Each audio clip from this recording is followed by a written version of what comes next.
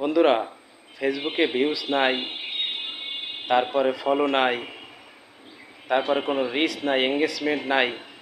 খুব একটু টেনশনের বিষয় বন্ধুরা। তাহলে আপনি চিন্তা করেন যে এই অবস্থা কেন সৃষ্টি হয়েছে। হয়তো আপনি নিয়মিত কাজ করেন না, ফটো আপলোড দেন না।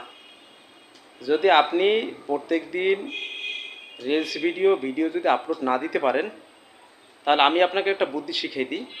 আপনি প্রতিদিন পোস্ট করবেন, ছবি পোস্ট করবেন, লেখা পোস্ট করবেন। 2 ঘন্টা পর পর বা 1 ঘন্টা পর পর বা আধা ঘন্টা পর পর করলে তাতেও কিন্তু আপনার রিচ এঙ্গেজমেন্ট বাড়বে। যদি রিপ্লাই কমেন্ট করতে না পারেন, তাহলে আপনি প্রত্যেকের কমেন্টে একটা লাভ রিয়েক্ট দেবেন, তাহলে কিন্তু এঙ্গেজমেন্ট বাড়বে।